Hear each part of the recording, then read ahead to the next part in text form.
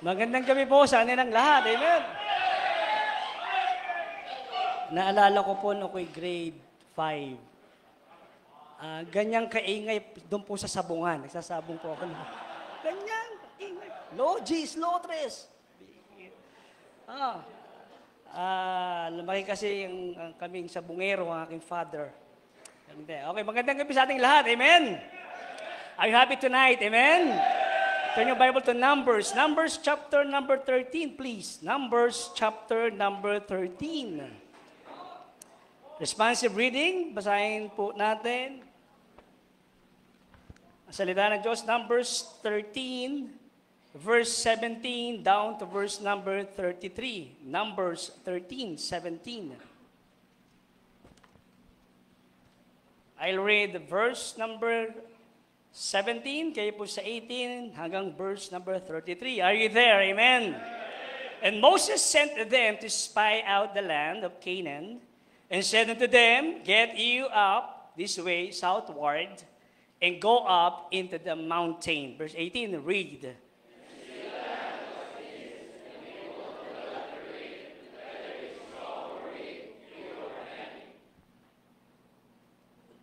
And what the land is that they dwell in, whether it be good or bad, and what the cities they be that they dwell in, whether in tents or in strongholds. Verse 20.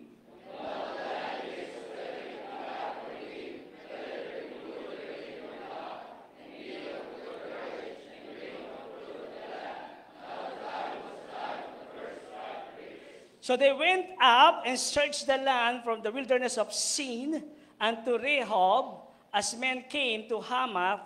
Verse 22, read.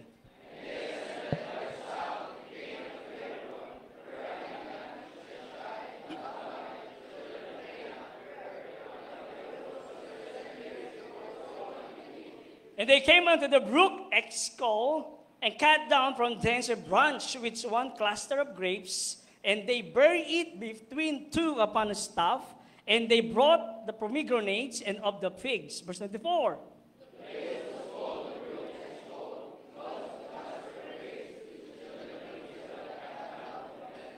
And they returned and searching of the land after 40 days.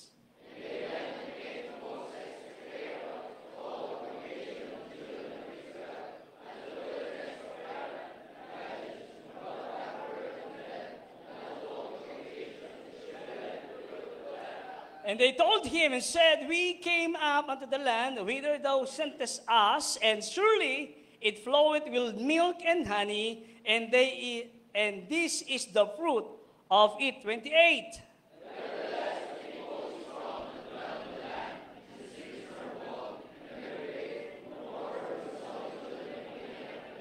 And the Amalekites dwell in the land of the south, and the Hittites, and the Jebusites, and the Amorites dwell in the mountains, and the Canaanites dwell by the sea, and by the coast of Jordan.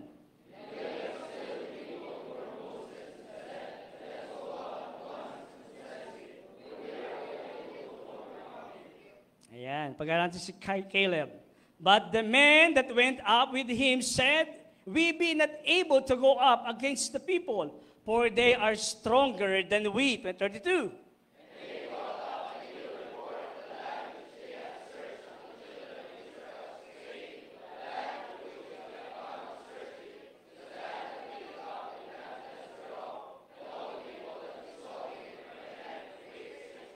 Sabi naman, verse 33, altogether, begin.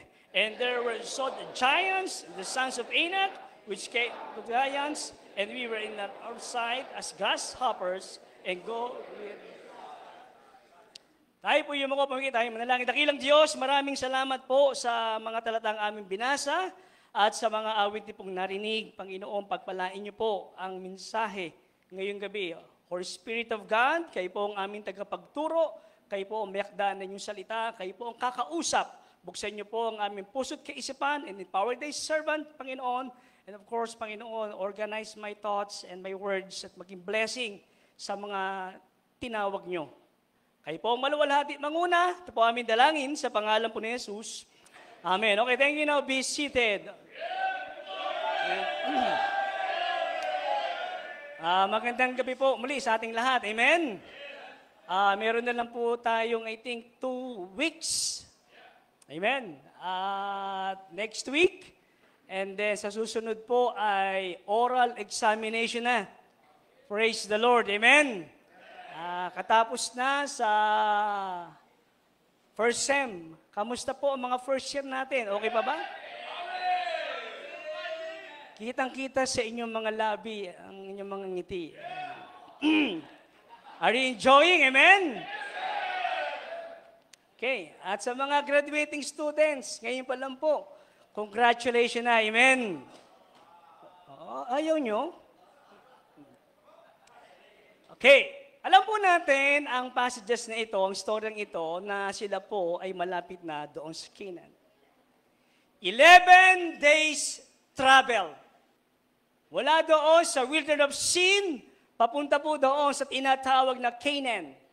At si Moses ay nag-utos sa bawat tribo na kumuha ng isang tao to search out the land or to spy the land. At dito po makikita natin, sabi ni Moses, nag-usap instruction, tingnan niyo ang lugar. Kung ito ba ay maganda, ito ba ay naka-wall, ito ba ay naka-tent, tingnan niyo ang klase ng tao, tingnan niyo yung kalalagay ng mga tao doon. At alam natin, for 40 days, sila po ay naroon at nakita natin, at alam natin, nakapunta doon sila sa Brook of Skull, at doon, kumuha sila ng grapes, imagine, gaano kalalaki ito na 2 tao ang nagbubuhat with pole na naandun ang cluster of grapes. And here comes the reporting. Eto na po, nag-report na po ang 10 at nag-report po ang 2. At makita po natin dito, sinabi ng 10, we are not able to conquer it. Malaki, may mga giants dyan. Nakawall siya, makita natin dito, kahit parang tipaklong lang dito, at panigurado tayo mamamatay.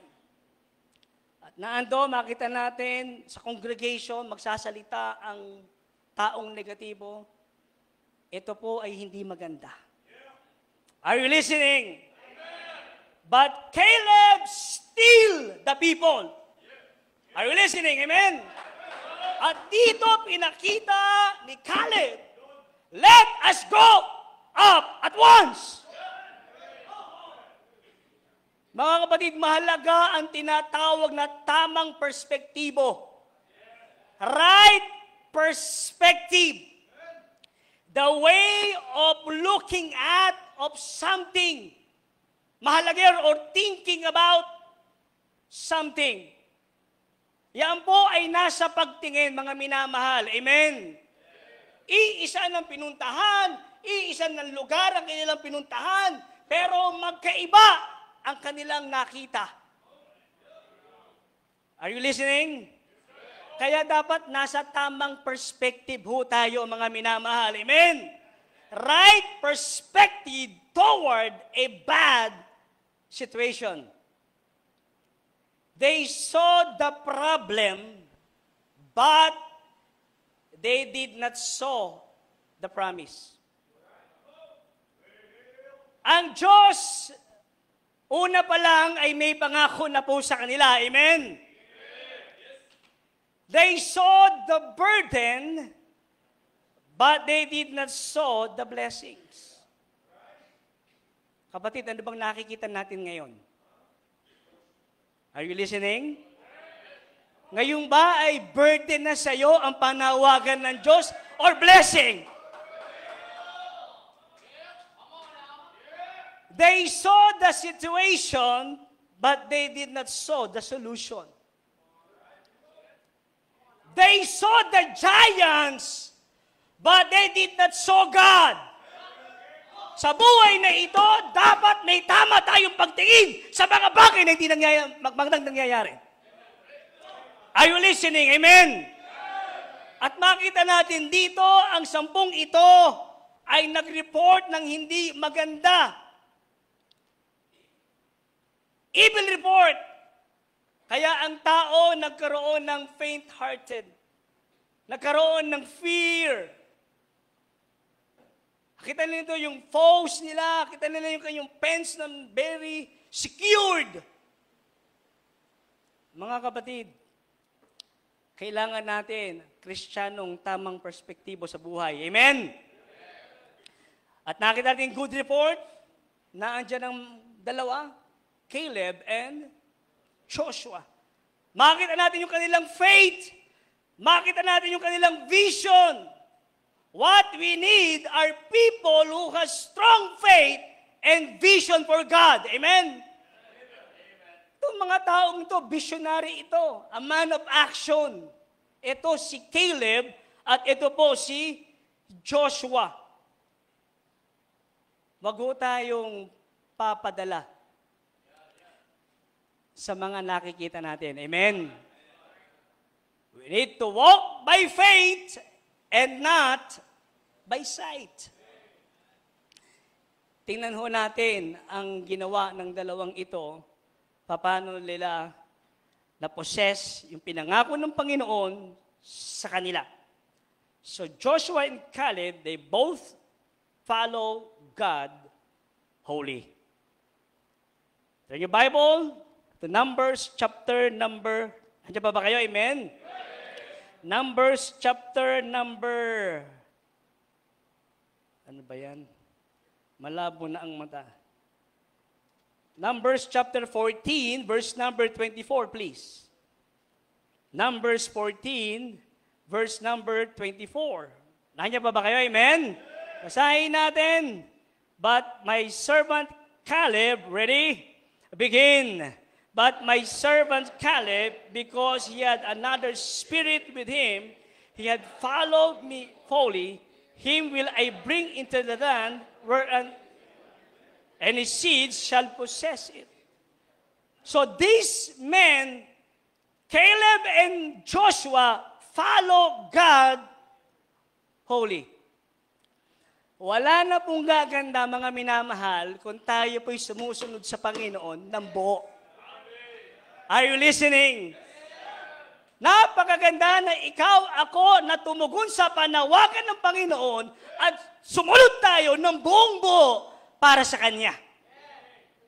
These men, tong dalawang ito, they followed without hesitation.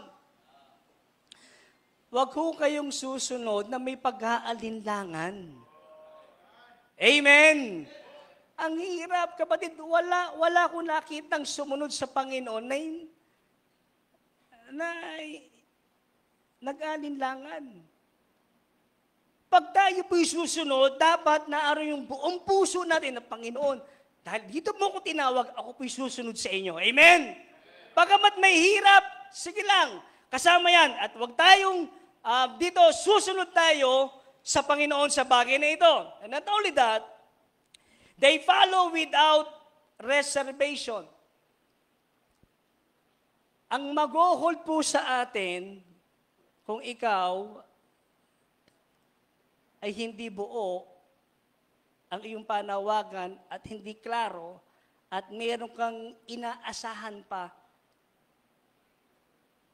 sa inyo.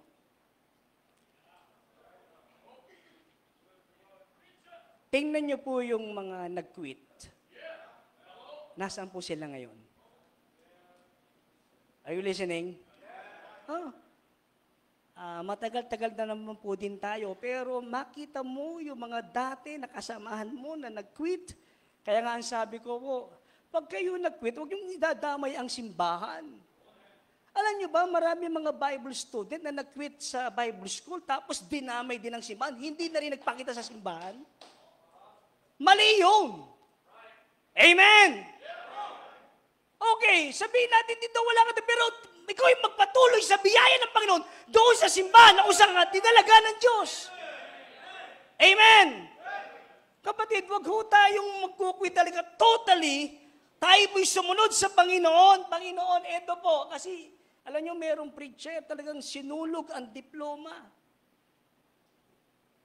Natatandaan ko.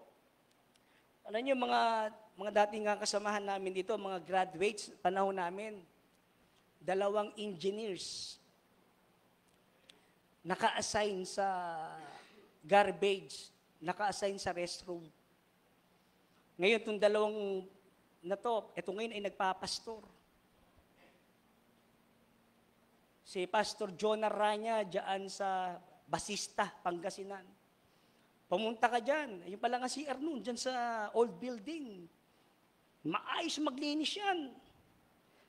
Si Pastor Randy Anglog, doon sa Baguio, naandyan. Mga engineer yan. Pero mga kapatid, tinalikuran nila ang kanilang profession para sa gawain ng Diyos. Anong babalikan mo pag aalis ka? Are you listening? Ano magiging kinabukasan mo? Ano magiging trabaho mo? Ano magiging sitwasyon mo sa buhay? Kung tinawag ka ng Panginoon, magstay ka. Pero magkaroon ng reservation. Amen. Actually, iba naman sa inyo, wala naman talagang iniwan. Ang iniwan nyo lang, pangarap. Wala naman talaga kayong mga trabahong iniwan. Anong babalikan mo? Oh, may mga Bible student na nag-tweet. Bus driver. Oo, nakita ko minsan, sumakay ako dyan sa Alabang. Nagtitikit sa kilala ko to. Blessing, nilibre niya ako sa aking from Alabang to Lipa. Sir, libre na kayo. Ako lang, wag na lang. Ganun ba ang klase ng buhay ang gusto natin? Wag. Kayo ba nakikinig? Amen? Kita natin maraming ganyan. Makita natin si Lot, may reservation. Naandun yung patid. Asawa ni Lot. Nalamon ng sistema sa Sodom at Gomorrah. May reservation. E di bumalik. Makita natin dito na sila'y sumunod without objection. Mga kapatid, kailangan natin yung pagsunod. Huwag ka nang magreklamo, huwag ka nang mag-object. Sumunod ka na lang, amen? May pagkakataon, hindi mo naiintindihan, pero sumunod ka lang. Naandun ang pagpapala sa pagsunod sa Panginoon. Maraming istorya sa Biblia na sumunod na napahamak. Look at Jonah. He went to Tarshish. Look at the prodigal son. So marami tayong makikita na sila ay nag-object, sila ay sumuway. Makita natin ang kanilang naging buhay. Amen? Kaya nga tayo po'y sumunod. Holy. Yung buo sa biyaya ng Panginoon. Amen? Susunod lang din naman tayo, edi pagbutihin na natin. Lagi natin napapakinggan sa ating pastor, if you obey, there's a blessing. If you disobey, there's a curse. So, dito po, maunawaan natin mga kapatid at makikita natin throughout the Bible, naandyan si Paul, naandyan si Joseph, sa kanilang pagsunod, naandun ang pagpapala. Amen! Abay, wala akong nakitang sumunod na hindi pinagpala eh. Yes, dadaan ka sa pagsubok. Ako'y nagpapasalamat sa Panginoon na this few weeks, talagang pinaiyak kami ng Panginoon. Muntik na ang anak ko. Appendectomy. Nag-rupture yung appendix niya. 2 days pa bago maoperahan. Iba lang, hindi na nakakabangon ng anak ko. Sinyalis pa lang, dumi na ng dumi, na sumabog na. Dapat o-opera na agad siya sa salang may gunshot. 24 hours ang surgery dyan sa Batangas. Walang tigil. Palitan na ng mga surgeon. Eh yung dapat na mag-oopera sa kanya, siyempre, kung sino yung mas priority, yun ang inuna. Dumating kami doon na madaling araw ng Thursday, Biyernes pa na operahan ng gabi. Sabi ng doktor, surgeon, dumating po kayo dito, nag-rupture na. Patanggal ako ng tahe last week. laki sa harapan namin, nakapila kami. 26 stitches. Talagang pag sumabo yan, bubuklatin lahat yan eh. Lahat ng organ, dilinisin yan. Pero ang anak ko, blessing, nag-rapture nga, yung payat kong babae na ikalawa, si Elizabeth. Kaya pala siya payat, pinataba ng Panginoon yung sa bituka niya, doon pumunta ang infeksyon. Hindi kumalat sa buong katawan niya ang infeksyon. Sabi ng misis ko, ayan, Bet, may taba ka pala eh. Tama-tama. Nakatulong yun. Kaya salamat sa Panginoon, ang aking anak, kapiraso lang ang opera. Gagaganon lang. Hello? Nagbeg kami sa Panginoon. Panginoon, spare my life. Spare yung buhay po ng aking anak. Umiiyak kami sa Diyos. Umiiyak kami. Pero miracle ang ginawa ng Diyos sa pagkakataong yun. Patadaanin tayo ng Panginoon. Sabi ko nga, we will go through. Sabi ni David, though I walk in the valley of the shadow of death, I will fear no evil. Hindi niya sinabing, we will go to the valley. We will go through. There are times na daanan natin ang valley na yan, pero hindi ka dapat mamatay sa valley. Don't stay on the valley. There are mountain tops na naghihintay sa atin. Talaga, okay lang yan. Kasama sa buhay yan. May pagkakataong paiiyakin ka ng Panginoon, pero sige lang, sumunod ka pa rin sa Panginoon. Kailan ka huling umiyak sa Diyos? Kailan ka huling umiyak? Ngayon, maalwan na ngayon eh. Sino pa kaya dito yung estudyante na madaling araw na luluhod dyan sa altar? Panginoon, kailangan namin ng pera. Ngayon, ang dali na ngayon eh. Gcash lang, okay na eh. Sana maramdaman nyo pa rin yung training. Sana maging dependent pa rin tayo sa Diyos. Kasi parang maalwan na ang lahat eh. Sino kaya dito isa lang ang uniform? Hello? Sino kaya dito walang merienda na nagaganap? Ipanimerienda nga kayo dito eh. Mga estudyante ko, pinakain ko kanina para silang nasa langit na. Ikaw, wala ba nagpapakain sa inyo? Oo. Yung mga kapatid, ay sunod lang, sunod. Hindi sa lahat ng pagkakataon na iintindihan mo ang nangyayari, pero sumunod ka lang. Maunawaan mo na blessing will come. Blessing will come. Amen! So makita natin ang bagay na number 2. So they both follow the Lord Holy.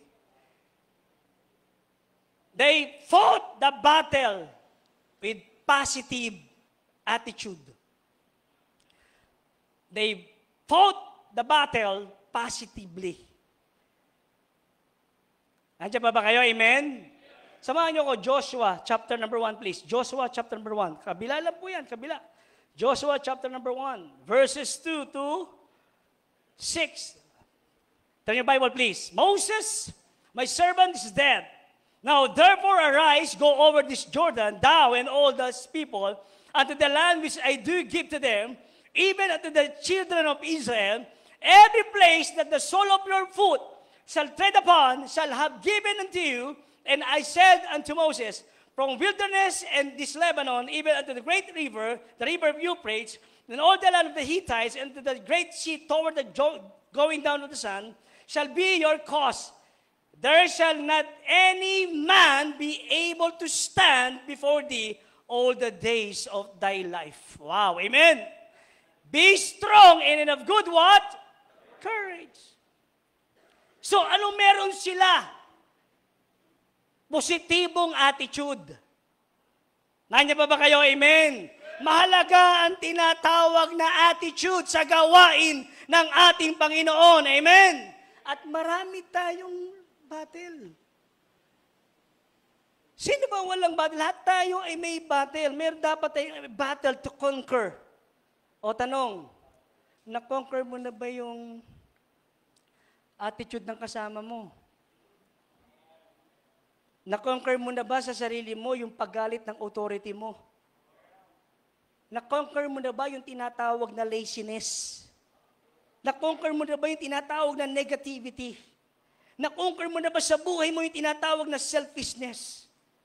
Sa buhay na ito, may mga bagay na dapat tayong labanan at dapat natin mapagtagumpayan. Are you listening? Nakita mo, sa dami ng crowd na yan, na lahat sila'y negatibo, pero ang dalawang ito, nanatiling positibo. Hindi sila nagpa-influence sa mga negatibo na sinabi ng 10, itong mga majority na ito. Amen! Nakita natin yung courage to stand against opposition. Kapatid, kailangan ho natin ng tapang.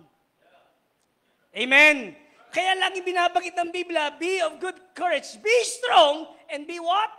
Good courage. So nandyan yan. He did not influence by the negative majority. Hindi sila nagpadala. Kaya nga mga minamahal, tayo po dito ay huwag kayong magpapadala. Ayoko ng ayokong taong negatibo. Toxic yan, toxic. Kung nakikita mo na ito'y maingay na ang puso, layuan mo na yan. Hindi magandang influensya yan. Tapos sasangayon, oo nga, tama nga, parehas tayo nararamdaman. Aba? Ay nagdalawa pa kayo. Imbis na isang sala mo yan sa mali niyang pananaw, nadala ka pa. Paano? Ano, sa second sem? Papasok ka ba second sem? Huwag na! Sipo mo kaisipan na yan, ano? Nandamay ka ba? Manahimik ka! Hello, amen? Damay ka pa. Kaya kayo pa kayo discouraged, please huwag kayong magsalita. Zip your mouth. Kita niyo si Pedro? Leader yan. Sabi ni Pedro, I go fishing. Sama kami. Hello? Matuto kang manahimik. Mag-pray ka, lumuhod ka, humingi ka ng lakas sa Panginoon, huwag kang magsalita kasi nakaka-apekto ka. Lagi sinasabi ni Pastor Ed, if you cannot say something good, shut up.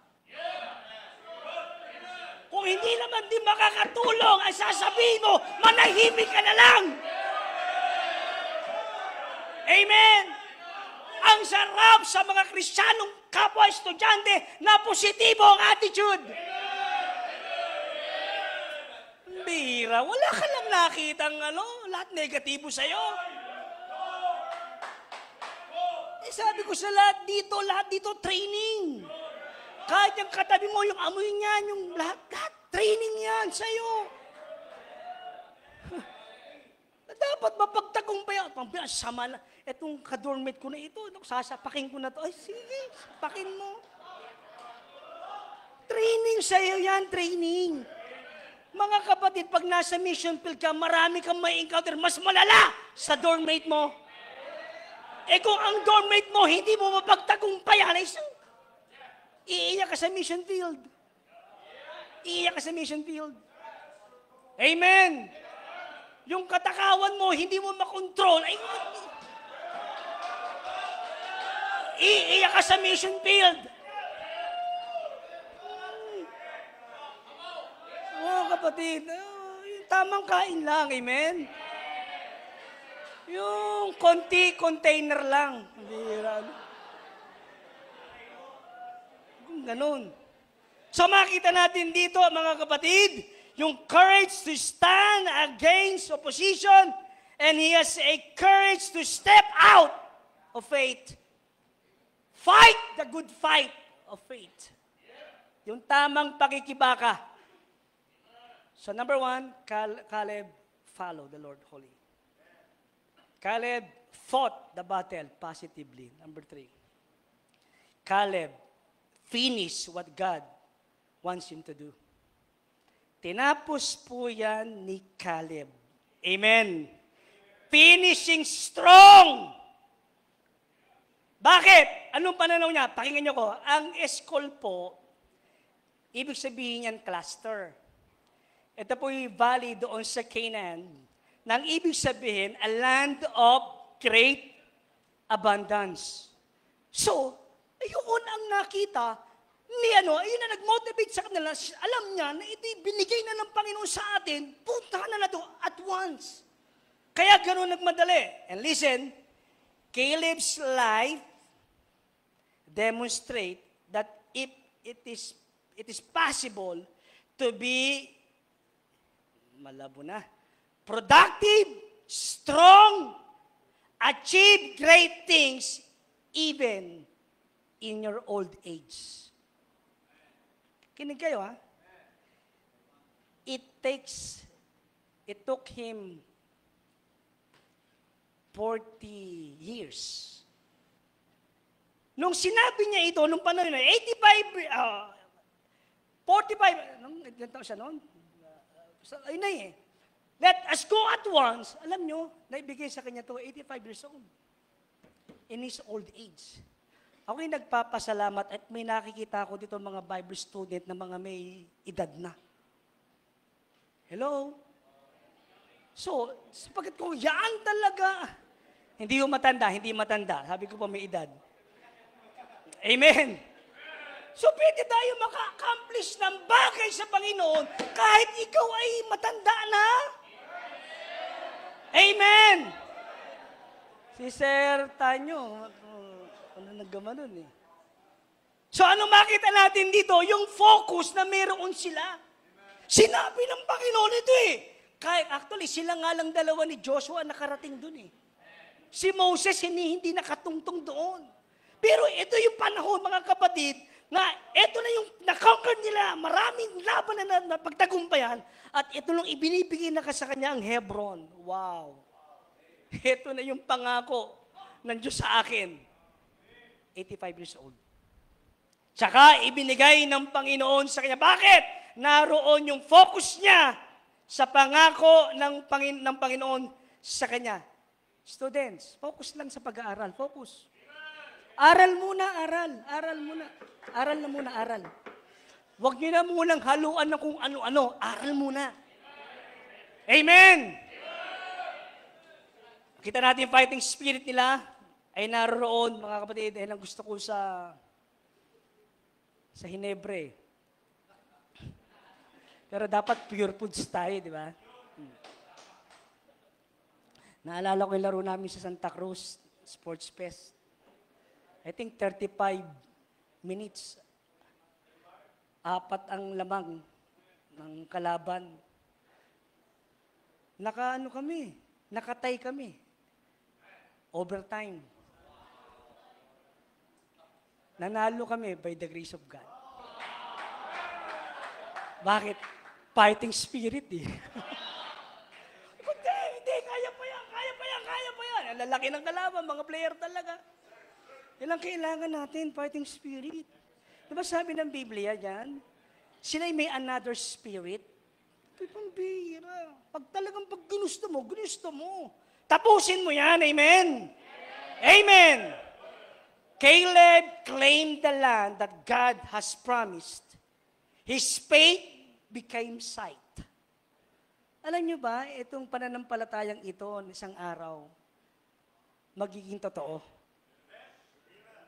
Makakapitan natin to, yung tinatawag nating pananampalatayang ito. It is the substance of things hoped for.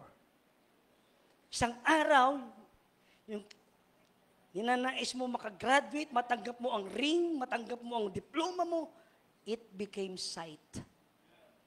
Makikita mo. Amen!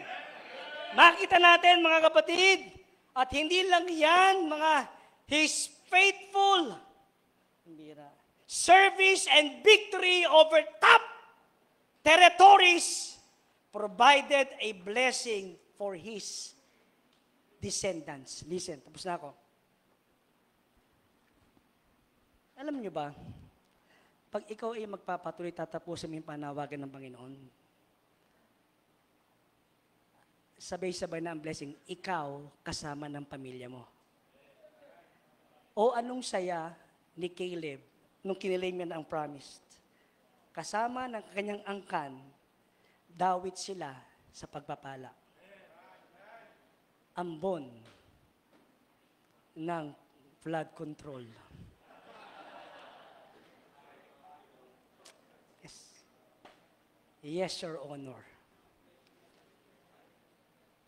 Follow, fight, finished. Malapit na, oh. Ilang steps na lang, oh. Lapit na. Lapit na. Ano ngayon ang pananaw mo sa panawagan mo? Ganito pala dito. Sana may tamang attitude ka, tamang perspektibo ka, Panginoon, kasama ito sa training. Amen! Bow down your heads, close your eyes, and let's pray. Dakilang Diyos, maraming salamat po sa inyo pong salita. There are times na nakikita namin ay problems, burden, giants in life. Pero hindi po namin kayo nakikita as a God. Salamat po sa buhay ni Caleb and Joshua. Sa matagal na panahon sila ay nag-intay. At sa kanilang old age, tinapos nila, naging productive sila, na-achieve nila ang kanilang goal sa buhay. Students, tulungan tayo ng Panginoon. Be like Caleb and Joshua. Habang